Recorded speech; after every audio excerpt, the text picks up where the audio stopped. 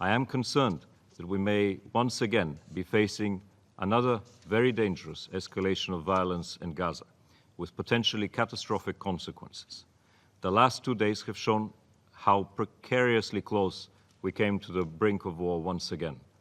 The indiscriminate launching of rockets and mortars against towns and villages violates international law and places civilian lives at great risk.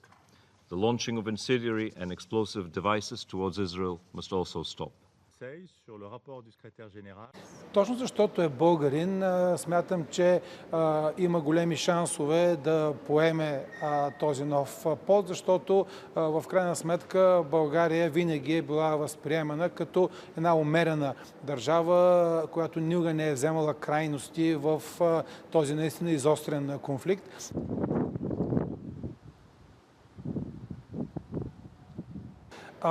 Още като външен министър той наистина наложи изключително балансирана политика на България в Близкия изток. България беше с изключително добре приета и в арабския свят, и от държавата Израел, така че нашата позиция винаги е била балансирана и той държеше на това.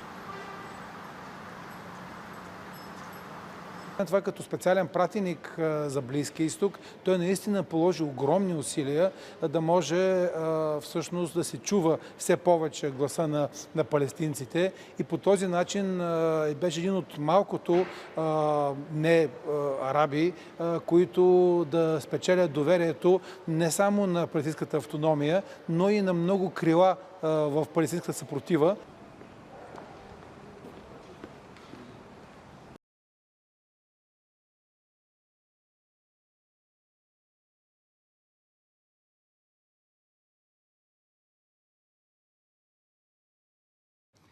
I am concerned that we may once again be facing another very dangerous escalation of violence in Gaza, with potentially catastrophic consequences. The last 2 days have shown how precariously close we came to the brink of war once again. The indiscriminate launching of rockets and mortars against towns and villages violates international law and places civilian lives at great risk. The launching of incendiary and explosive devices towards Israel must also stop.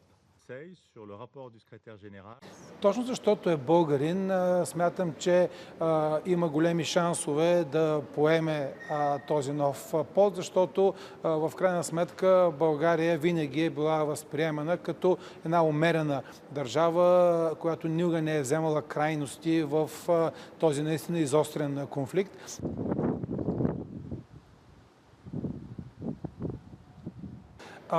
Още като външен министър той наистина наложи изключително балансирана политика на България в Близкия изток. България беше с изключително добре приета и в арабския свят, и от държавата Израел, така че нашата позиция винаги е била балансирана и той държеше на това.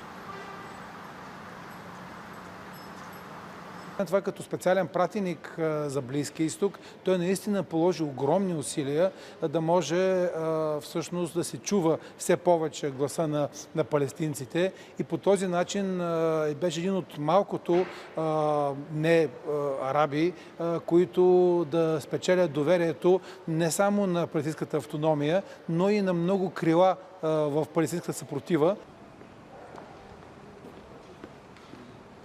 If you like this video, then like, share and subscribe to Mirror Now.